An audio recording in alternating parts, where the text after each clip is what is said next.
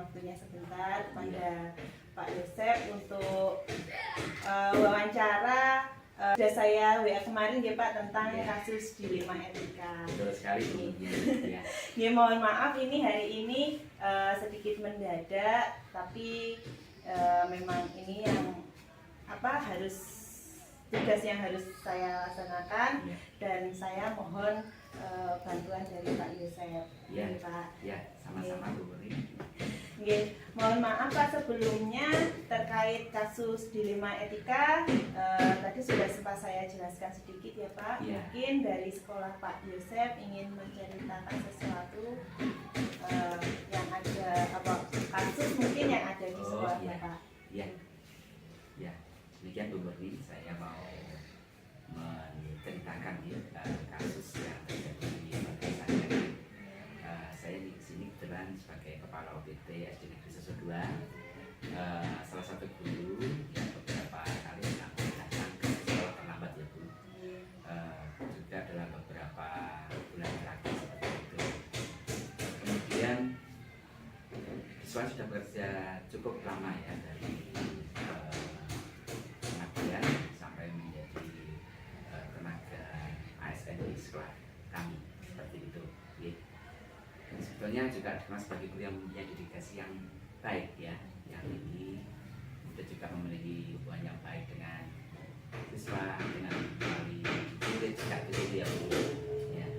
Namun akhir-akhir ini sering terlambat karena ya mungkin ada sesuatu hal ya, sesuatu hal di keluarga atau di rumah gitu, sehingga itu otomatis berdampak bagi keberlangsungan pelayanan kepada siswa seperti itu Bu. Ya. Terus saya menghadapi inilah dilema etika ya Bu. Ya. Di satu sisi ya saya ini menghargai dan memahami situasi dia pribadi ya. Namun di sisi lain juga harus menjaga keadilan ya dan semua personel yang ada di sini ya, supaya ada keadilan dan juga tidak merusak hubungan sesama guru seperti itu. Oh ya, berarti sebenarnya ini kasusnya karena guru beberapa kali terlambat, padahal guru tersebut memang sebelumnya memiliki dedikasi yang tinggi di sekolah ini ya Pak ya? Iya, betul sekali Bu. Cuman karena ada suatu hal guru tersebut belakangan sering datang terlambat sehingga menimbulkan dilema etika dari dalam dirinya Pak Yosef. Iya. Mohon maaf sebelumnya nih Pak, saya ingin mengajukan beberapa pertanyaan terkait kasus yang telah Bapak sampaikan tadi. Mungkin selama ini bagaimana Pak Yosef dapat mengidentifikasi bahwa kasus-kasus tersebut itu merupakan sebuah dilema etika atau rujukan moral? Begini Bu Murni, saya mengenali kasus ini merupakan dilema etika seperti itu karena ada dua kepentingan yang sama-sama penting ya Bu ya, yaitu menjaga keadilan, kedisiplinan di sekolah serta memahami situasi pribadinya guru tersebut ya. Ini ada situasi di mana kedua opsi ini memiliki nilai kebaikan semua, jadi semua memiliki sisi baik semua ya Bu. Tapi sulit untuk mengambil keputusan yang adil tanpa mengorbankan salah satu pihak gitu Bu. Baik, terima kasih Pak Yosef atas penjelasannya. Kemudian selama ini bagaimana Pak Yosef menjalankan pengambilan keputusan di sekolah Pak Yosef sendiri, terutama untuk kasus-kasus di mana ada dua kepentingan yang sama-sama benar dan sama-sama mengandung nilai yang kebajikan seperti itu Pak? Iya Bu. Menyikapi ini ya, saya biasanya akan mendengarkan semua pihak ya. Semua benar di sana di sini ada Bapak Ibu guru semua ya, yang terlibat di dalam kami menjalankan tugas-tugas di lembaga ya. Kami mulai dari berbicara secara langsung dengan yang bersangkutan ya, untuk memahami lebih baik apa yang menjadi alasan utama ya di balik keterlambatannya beberapa kali tersebut ya. Jadi kita tidak langsung menjustis, tapi mencari tahu dulu ya, dan mencari solusi yang tepat ya untuk menyelesaikan permasalahan tersebut. Setelah itu saya juga akan berbicara dengan guru-guru yang lain ya, yang mungkin yang merasa kurang puas untuk mengumpulkan perspektif ya dari kedua sisi, sehingga nanti dengan harapan bisa menghasilkan keputusan yang sesuai harapan kita bersama. Seperti itu. Oh, iya. Ya. Bijaksana sekali ya Pak Yosef. Memang seperti itu Bu, ya, supaya semuanya kondusif Bu. Ya, betul sekali ya. Ya, terima kasih Pak Yosef. Untuk pertanyaan selanjutnya, ya Pak, yang ketiga, mungkin ada langkah-langkah atau prosedur seperti apa yang bisa Pak Yosef lakukan selama ini? Ya, betul Bu Murni, memang harus ada tahapan-tahapan ya Bu, prosedur yang harus saya tempuh ya. Itu berdasarkan dengan apa ya, hasil kita bermusyawarah dengan rekan-rekan sharing ya biasanya Bu, supaya nanti apa yang saya ambil itu, yang saya laksanakan itu merupakan tanggung jawab kita bersama, jadi tidak hanya saya sendiri gitu. Salah satunya adalah yang pertama, mengadakan pertemuan secara pribadi dengan beliau yang bersangkutan untuk mendapatkan klarifikasi terkait masalah yang sedang dia hadapi. Jadi keluarga ada kesibukan apa, ada permasalahan apa, seperti itu. Kemudian yang kedua, mengevaluasi Bu dampak keterlambatan salah satu guru terhadap siswa. Tentunya sangat berdampak Bu. Misalnya jam 7 harus sudah datang ya, atau jam 7 kurang, atau jam 7 lebih, tentu berdampak bagi pembelajaran siswa di kelas. Dan juga dampaknya terhadap operasional sekolah secara keseluruhan ya Bu, seperti itu. Yang ketiga kalinya berdiskusi saya dengan tim manajemen sekolah ya, bagaimana mengatasi hal sedemikian ya dengan baik ya, sehingga nanti disiplin itu bisa tercipta di sekolah. Yang paling akhir dengan menyusun rencana tindak lanjut ya, itu harus susun bagaimana menindaklanjuti hal yang sudah kita sampaikan, yang melibatkan langkah-langkah yang mendukung salah satu guru ya, supaya kedisiplinan sekolah tetap terlaksana. Itu Bu Boli. Oh ya. iya, baik, terima kasih. Sama-sama. Selanjutnya kira-kira nih Pak, hal apa saja yang selama ini Pak Yosef anggap efektif dalam pengambilan keputusan pada kasus dilema etika tersebut Pak? Ya, saya menganggap bahwa ini perlu pendekatannya manusiawi ya Bu. Ya, karena kita hidup tidak lepas dari masalah tentunya ya. Jadi perlu kita memperlakukan sifat manusiawi pada sesama dan juga sama rekan kerja termasuk sejawat ya, dengan mendengarkan dan memberikan kesempatan bagi guru tersebut untuk menjelaskan keadaannya seperti apa, tapi harus terbuka mungkin ya, jadi kita bisa nanti mengetahui ya titik permasalahannya dan membantu menyelesaikannya ya. Selain itu juga konsultasi dengan tim manajemen tadi sekolah ya, serta keterbukaan komunikasi dengan guru-guru yang lain juga itu sangat perlu ya, untuk membuat situasi yang seimbang ya, dan berkeadilan tadi Bu, seperti itu ya. Sekali. Terima kasih Pak. Ini juga saya dapatkan dari pengalaman waktu CGP nih Pak. Ya, memang benar apa yang Bapak sampaikan tadi sesuai dengan langkah-langkah yang saya pelajari dalam pembelajaran selama mengikuti kegiatan calon guru ya, calon guru bergerak tadi. Baik Pak, selanjutnya saya izin bertanya lagi tentang hal-hal apa saja yang selama ini merupakan atau menjadi tantangan Bapak dalam pengambilan keputusan pada kasus-kasus dilema etika. Gitu ya Bu. Ya, yang jadi tantangan dalam saya mengambil keputusan itu ada ya Bu. Tidak mungkin segala sesuatu tanpa tantangan ya Bu Murni ya.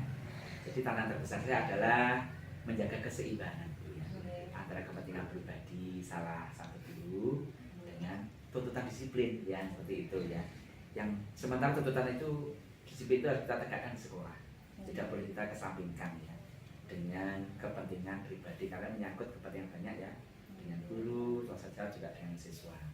Kemudian juga ada juga kekhawatiran ya Bu, bahwa jika kasus tidak segera ditangani dengan baik ya, nanti guru-guru yang lain merasa diperlakukan tidak adil atau tidak sama ya, sehingga itu menambah ketidaknyamanan ketika kami berada di lembaga seperti itu ya.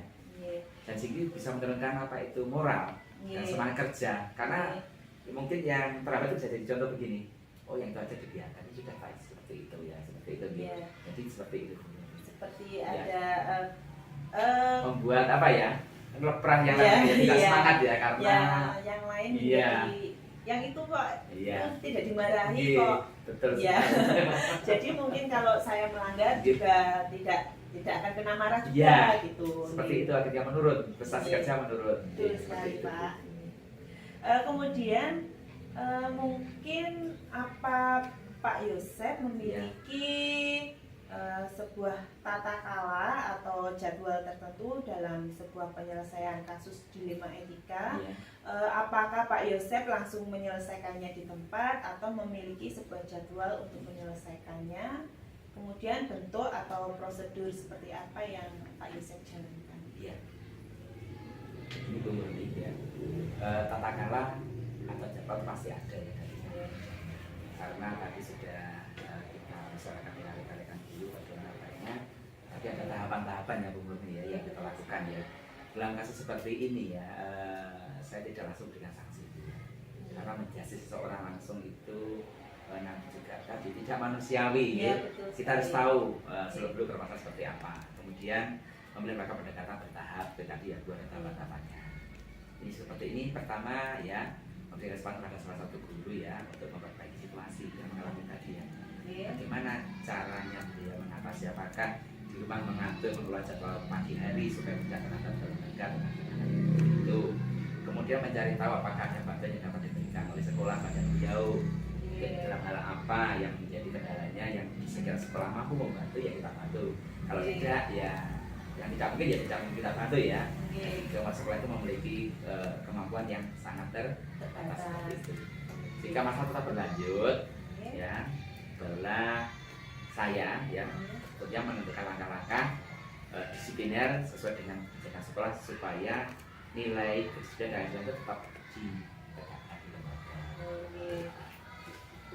Jadi memang dari sekolah juga memiliki tindakan termasuk memberikan tawaran bantuan gitu nih Pak. Iya betul Bu. Kepada Ya, guru yang tersebut. bersangkutan. Ya. Iya. Sebenarnya sudah ada solusi ini Pak. Ya, supaya apa ya Bu, sedikit membantu memecahkan permasalahan Iya, beliau betul gitu ya. sekali. Iya. Memang ada restitusinya. Iya, iya. Mungkin adakah seseorang atau faktor-faktor yang selama ini mempermudah atau membantu Pak Yosep dalam pengambilan keputusan dalam kasus-kasus dilema etika ini Pak? Iya, betul Bu. Tentunya ada Bu ya. Kami dari tim manajemen ya. Iya. Kalau setelah kami itu juga ada beberapa guru yang sudah lama di sini ya. Ya sudah senior, kami anggap senior secara usia, untuk pengalaman juga banyak ya. Untuk menghadapi situasi seperti ini ya. Dan ini sangat membantu kami dalam pengambilan keputusan Bu ya. Jadi kami tidak serta-merta mengambil keputusan sendiri secara pribadi, tidak berani. Karena sekali lagi tanggung jawab bersama Bu Murni ya. Nah, itu juga panduan kebijakan dari Dinas Pendidikan yang kami jadikan acuan bahwasannya mengenai masalah disiplin itu harus ditegakkan, dilaksanakan ya, supaya pelayanan kepada wali murid juga kepada siswa bisa maksimal. Begitu Bu. Kebetulan juga dari dinas juga ada absensi digital itu Betul Pak. Bu, iya, iya betul sekali. Iya. Dengan adanya akses digital itu memang kita akhirnya terbaca jam Iya. kehadiran, jam pulang ya. Iya. Kalau kita tidak disiplin, otomatis nanti bila ada pengecekan dari dinas terbaca, Iya. otomatis yang bertanggung jawab pertama adalah pas sekolah. Begitu Bu. Iya, betul sekali. Baik Bapak, dari semua hal yang telah disampaikan, mungkin ada pembelajaran apa yang mungkin dapat Bapak petik dari pengalaman Bapak dalam mengambil keputusan dilema etika ini Pak? Iya, yang dapat saya petik Bu ya dari pengalaman saya mengambil keputusan dalam dilema etika ini seperti ini. Bahwa saya belajar untuk menghadapi dilema etika. Iya. Ini bukan hal yang ringan ya, sebetulnya tapi betul masalah kemanusiaan ya. Jadi penting untuk selalu mengedepankan empati, ya, empati dan komunikasi yang baik ya, dan juga menyadari bahwa menjaga keseimbangan kebijakan yang tegas dan pendekatan yang manusia sangat penting ya, sangat penting sekali.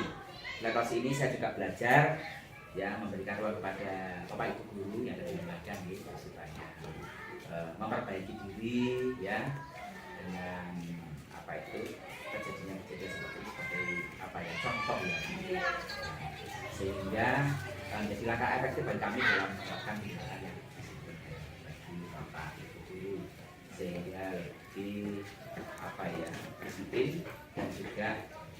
semuanya bisa melaksanakan tugas sesuai dengan tupoksinya masing-masing. Seperti itu Bu Murni, kira-kira. Baik Bapak, Iya. terima kasih, sangat menginspirasi sekali.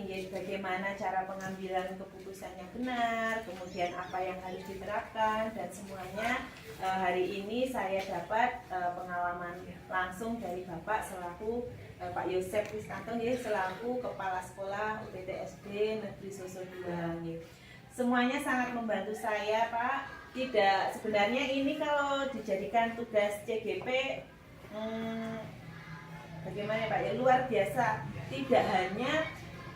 Seharusnya tidak hanya di CGP, tapi semua orang bahkan harus mempelajari hal-hal seperti ini. Terima kasih Bapak sudah berbagi pengalaman, dan saya juga memiliki tambah ilmu baru lagi dari Bapak Yosep Kristanto. Terima kasih banyak ya Pak atas Sama-sama. Mohon maaf merepotkan. Tidak Bu, ya makasih sekali ada kerawannya ya.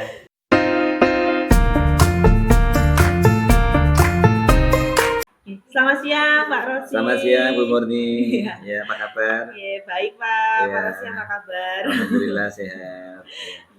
Mohon maaf nih Pak, mohon waktunya sebentar. Saya ingin sedikit banyak meminta waktunya Pak Rosi untuk berwawancara tentang kasus dilema etika. Dulu sebagai senior Pak Rosi kan dulu juga pernah di guru penggerak, pastinya Pak Rosi sudah sangat memahami apa itu dilema etika dan rujukan moral nih Pak. Terima kasih Bu Murni. Jadi sebelum saya menyampaikan beberapa kasus dilema etika, saya memang guru penggerak angkatan 9 Kabupaten Blitar. Gitu. Ya. Mungkin pesan saya kepada teman-teman guru penggerak, memang kita harus memberikan semangat dan motivasi. Mudah-mudahan nanti di dalam melaksanakan pendidikan guru penggerak bisa sampai menjadi guru penggerak. Amin. Dan mudah-mudahan juga itu nanti akan memotivasi teman-teman Bapak Ibu guru di lembaga sekolah Bu Murni itu nanti bisa tergerak hatinya untuk mengikuti program guru penggerak di angkatan selanjutnya. Jadi begini Bu Murni, untuk kasus dilema etika di lembaga saya itu adalah saat ada satu orang guru, itu beliau adalah seorang wali kelas merangkap sebagai operator bos gitu. Nah ini menjadikan dilema etika Bu Murni, karena di saat yang bersamaan, mungkin di awal-awal belum terjadi ya Bu Murni ya, karena memang ketika di awal itu belum dibutuhkan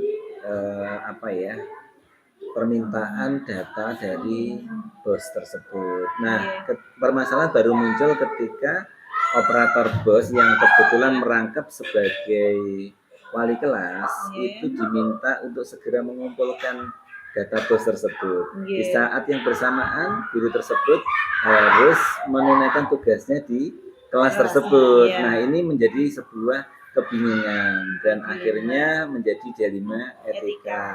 Nah itu Bu Murni, akhirnya guru tersebut merasa bahwasanya harus ada yang dinomorsatukan atau yang dikorbankan begitu. Itu Bu Murni.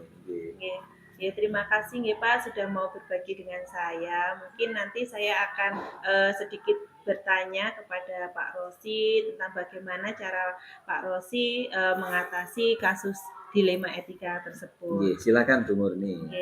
Mungkin yang pertama Pak, kira-kira selama ini bagaimana Pak Rosi dapat mengidentifikasi kasus-kasus yang Pak Rosi ceritakan ini tadi merupakan dilema etika atau rujukan moral? Terima kasih Bu Murni. Jadi dalam mengidentifikasi permasalahan ada dua hal yang terjadi. Yang pertama adalah rujukan moral dan yang kedua adalah dilema etika. Di mana yang saya pahami bahwa rujukan moral atau benar atau salah adalah sebuah situasi yang terjadi di mana seseorang dihadapkan pada situasi benar atau salah dalam mengambil sebuah keputusan. Sedangkan kalau dilema etika ini memang kita dihadapkan pada situasi kedua-duanya benar gitu.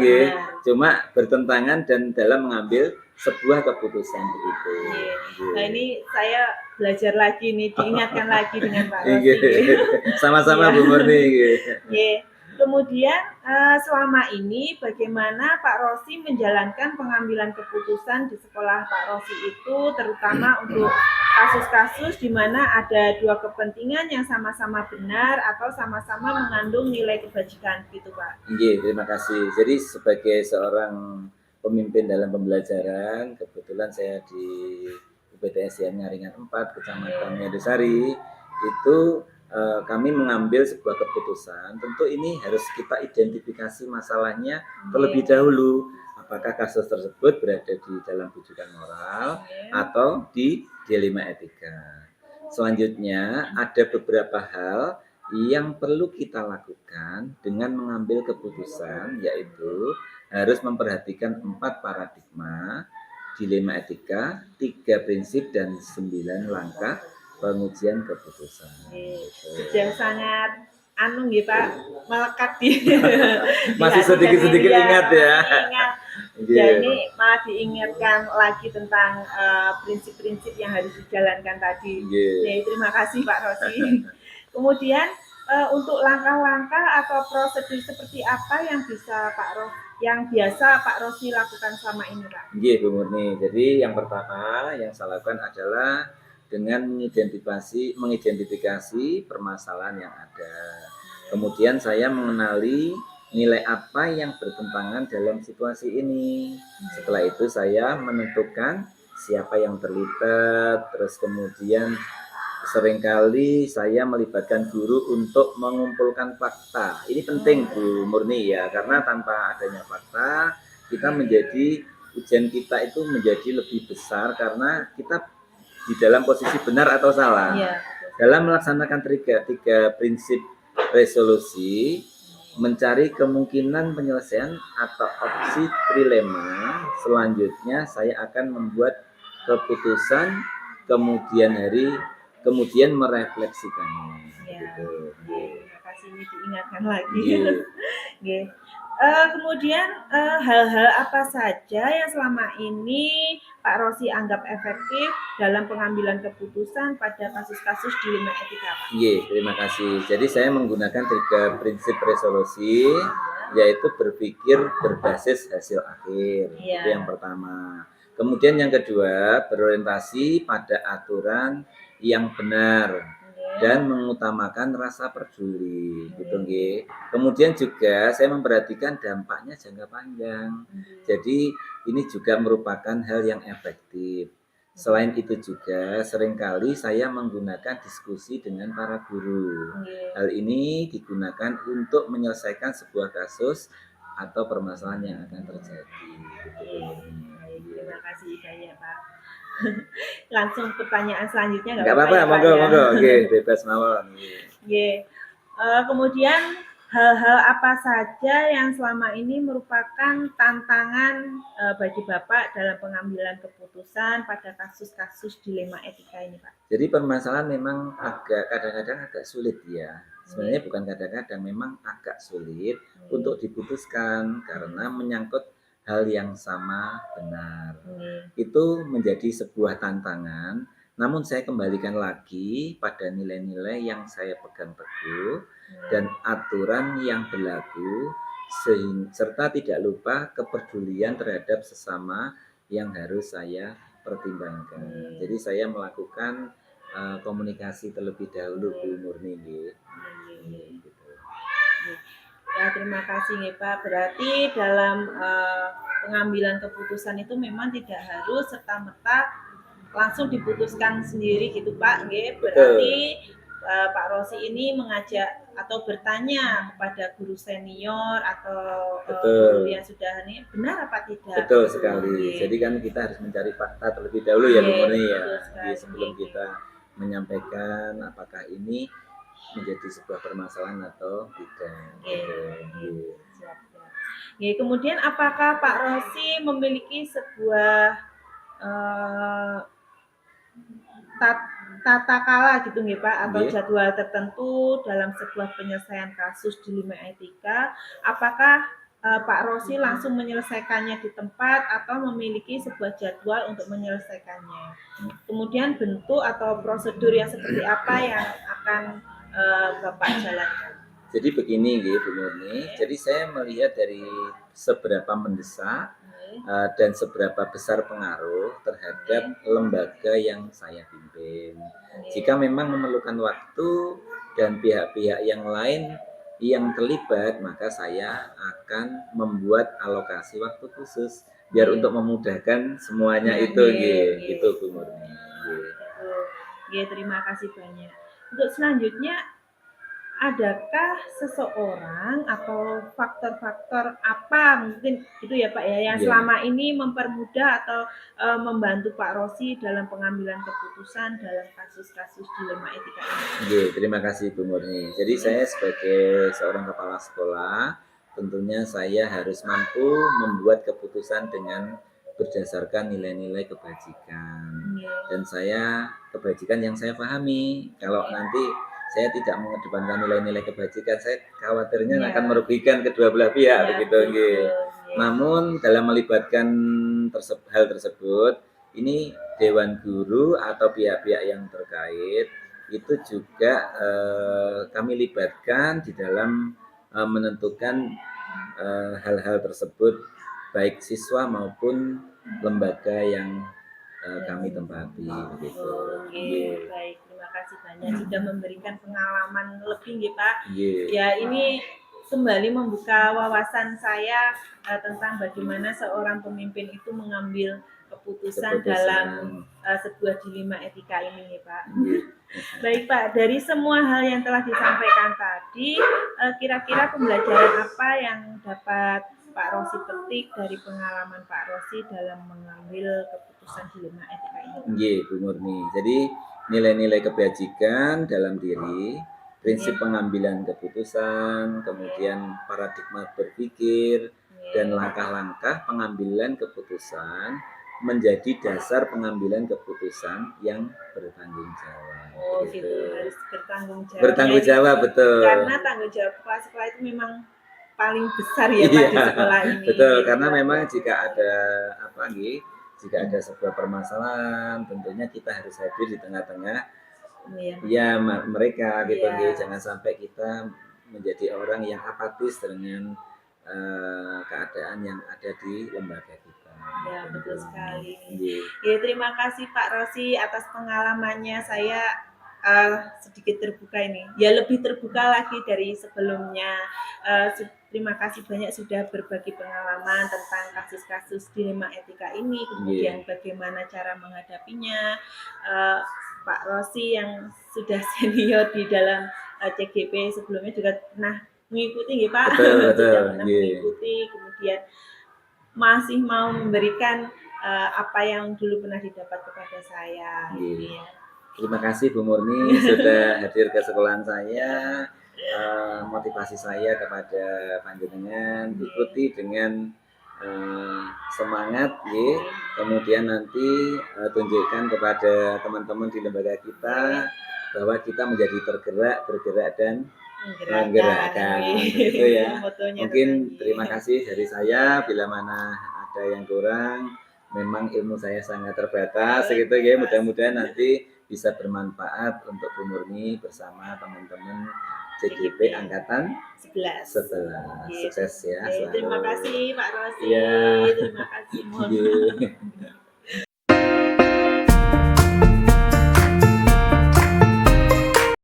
Selamat siang Pak Nasrodin. Selamat siang Bu Murni.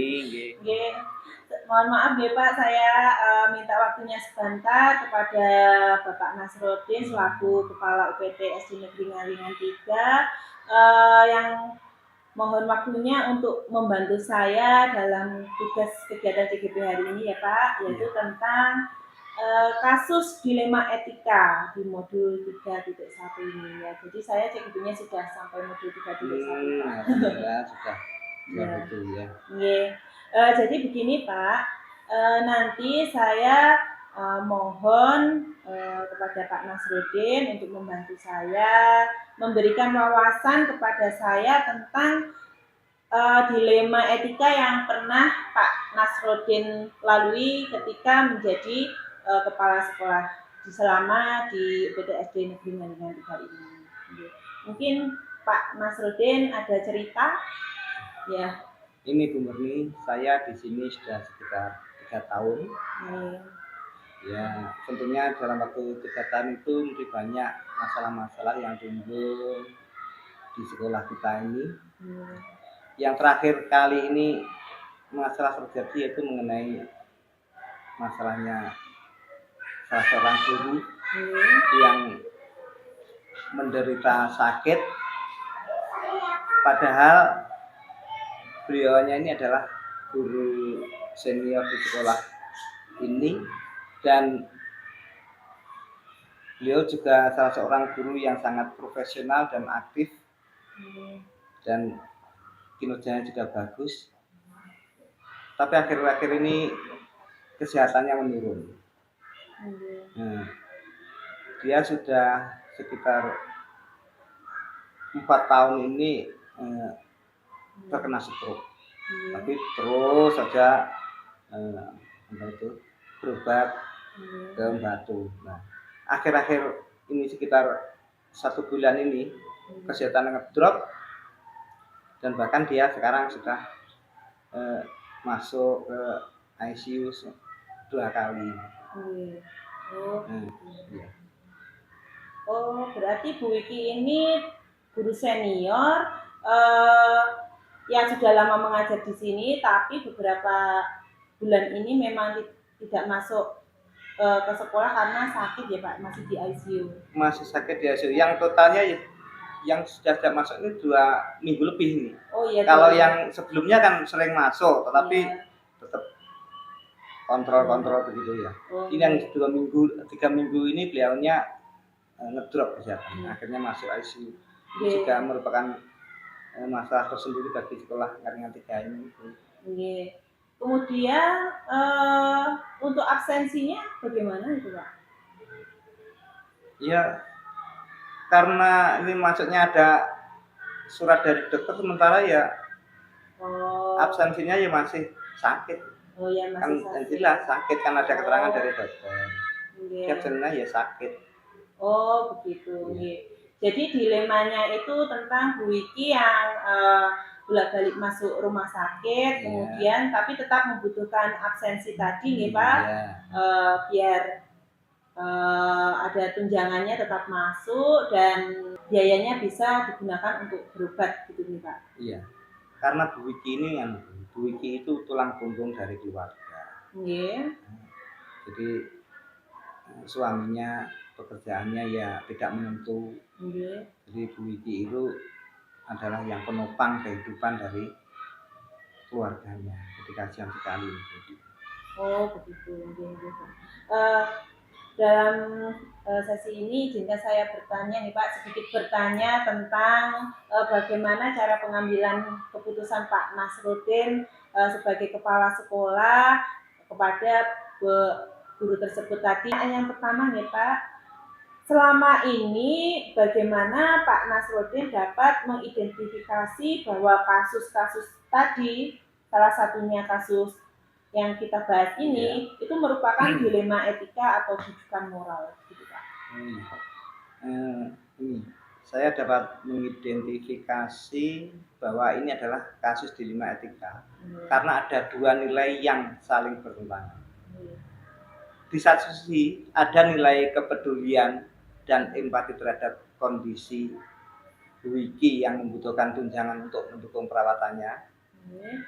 Di sisi lain ada nilai keadilan dan ketaatan terhadap aturan yang melarang absensi fiktif.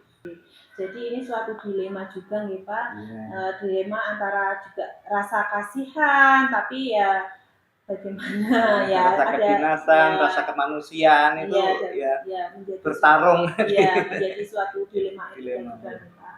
Baik, kemudian selanjutnya, selama ini bagaimana Pak Nasruddin itu menjalankan pengambilan keputusan di sekolah SD Nganingan 3 ini, terutama untuk kasus-kasus di mana ada 2 kepentingan yang sama-sama benar atau sama-sama mengandung nilai kebajikan Pak? Saya selalu mencoba mengambil pendekatan yang seimbang. Dalam situasi seperti ini, dia akan mengadakan diskusi dengan Bu Wiki untuk memahami lebih dalam situasinya dan mencari jalan keluar yang tidak melanggar aturan sekolah. Selain itu, saya juga akan berkonsultasi dengan Dinas Pendidikan untuk mendapatkan masukan terkait kebijakan khusus yang mungkin berlaku dalam kondisi darurat seperti ini. Oh, gini begitu nih. Kemudian karena kasusnya seperti itu nih Pak, langkah-langkah atau prosedur seperti apa yang biasa Pak Nasrudin lakukan selama ini Pak? Langkah-langkah prosedur ya. Prosedur yang saya lakukan ini. Yang pertama yaitu identifikasi masalah. Yaitu artinya memahami kondisi kesehatan Bu Wiki dan mengkaji aturan terkait absensi serta tunjangan profesi. Terus kemudian yang kedua konsultasi, berkonsultasi dengan Dinas Pendidikan dan tim manajemen sekolah untuk mengetahui opsi-opsi yang bisa diambil. Nah, kemudian selanjutnya pendekatan personil, bertemu dengan Bu Wiki dan keluarganya untuk mendiskusikan solusi terbaik. Misalnya mengajukan cuti sakit resmi atau mencari bantuan lain seperti BPJS atau asuransi kesehatan. Kemudian yang selanjutnya keputusan, setelah mempertimbangkan semua aspek, saya akan membuat keputusan yang tidak hanya adil bagi Bu Wiki tetapi juga sesuai dengan aturan dan menjaga keadilan di sekolah.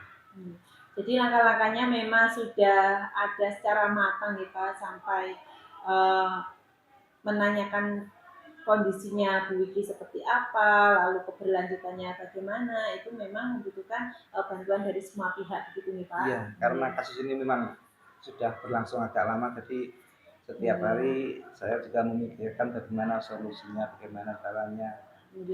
Itu Bu. Baik, terima kasih Pak. Selanjutnya ada hal-hal apa saja yang selama ini Pak Nasrudin anggap efektif dalam pengambilan keputusan pada kasus-kasus dilema etika ini Pak? Saya menganggap bahwa diskusi terbuka dengan pihak-pihak terkait selalu efektif. Dalam hal ini berbicara secara langsung dengan Bu Wiki dan memahami situasinya akan memberikan gambaran yang lebih jelas tentang kebutuhan dan tantangan yang dia hadapi. Konsultasi dengan pihak-pihak yang lebih senior di Dinas Pendidikan juga memberikan perspektif hukum dan kebijakan yang dapat dijadikan pedoman. Oh, gitu nih Pak. Memang untuk kasus seperti ini harus berkonsultasi dengan pihak-pihak terkait, tidak hanya sekolah tapi juga dinas terkait seperti itu nih Pak. Iya, karena mendapat kedinasan Bu. Iya, betul. Kemudian hal-hal apa saja nih Pak yang selama ini merupakan tantangan dalam pengambilan keputusan pada kasus dilema etika ini Pak?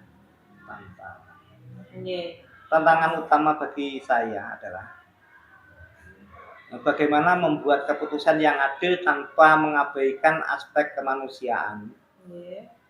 Rasa empati terhadap Bu Wiki membuatnya sulit mengambil keputusan yang sepenuhnya sesuai dengan aturan formal. Karena ada tekanan emosional dan kebutuhan Bu Wiki yang sangat mendesak.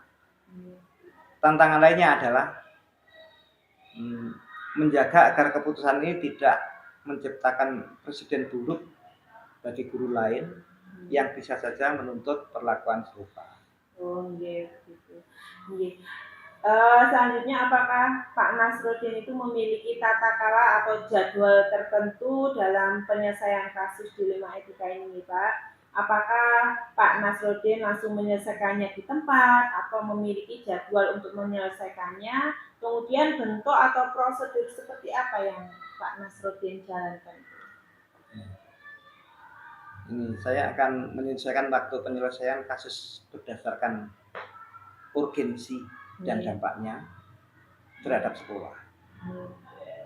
Dalam kasus Bu Wiki, karena ini terkait dengan absensi dan tunjangan profesi yang harus dipenuhi sesuai jadwal, saya akan segera bertindak setelah memperoleh masukan dari Dinas Pendidikan dan tim sekolah. Dia akan mengalokasikan waktu khusus untuk bertemu dengan Bu Wiki dan mengkoordinasikan keputusan terhadap dengan pihak dinas. Selanjutnya, adakah seseorang atau faktor-faktor apa yang selama ini mempermudah atau membantu Pak Nasrudin dalam pengambilan keputusan dalam kasus-kasus dilema etika ini, Pak? Faktor yang mempermudah saya dalam pengambilan keputusan adalah dukungan dari Dinas Pendidikan yang memberikan panduan tentang kebijakan terkait tunjangan profesi dan absensi dalam kasus guru yang sakit. Selain itu, tim manajemen sekolah yang solid juga membantu memberikan masukan untuk memastikan keputusan yang diambil sejalan dengan visi sekolah dan prinsip keadilan. Oh, begitu. Oh ya, tadi saya lihat juga ini ya Pak, Bu Wiki ada guru bantunya ya Pak? Ya kan? Bu Wiki? Ya Pak, ya Bu Wiki sakit ya. Itu ada guru bantu yang kesini mengajar agama Katolik seperti itu. Ya. Ya ini juga merupakan masalah tersendiri. Terima kasih Pak. Dari semua hal yang telah disampaikan Bapak tadi, kira-kira pembelajaran apa yang dapat Pak Nasrudin petik dari pengalaman Bapak mengambil keputusan dilema etika ini Pak? Saya belajar bahwa dalam menghadapi dilema etika, penting untuk selalu mengutamakan komunikasi terbuka dan transparansi.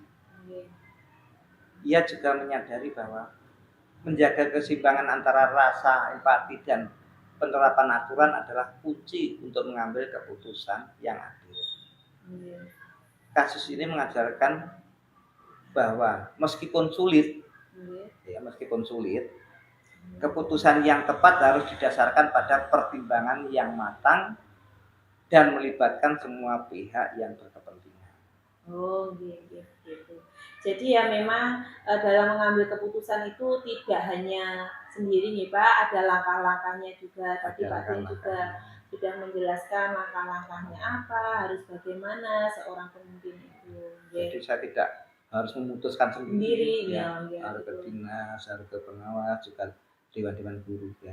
Jadi saya tidak langsung mengambil keputusan sepihak. Betul sekali. Ya, terima kasih Pak. Perbincangan hari ini sangat menambah wawasan saya dalam bagaimana seorang pemimpin itu ketika menghadapi dilema etika. Terima kasih banyak Pak untuk diskusi hari ini. Saya sangat senang berdiskusi dengan Pak Nasrudin. Semoga lain waktu kita bisa berdiskusi lagi di topik yang lain, gitu nih Pak. Iya Bu Murni, semoga Bu Murni ini dalam melaksanakan kegiatan ini lancar. Dan tercapai apa yang perlu diceritakan, tetap semangat, sehat Ibu Murni ya. Terima kasih banyak Pak atas doa dan semangatnya. Terima kasih, selamat siang Pak.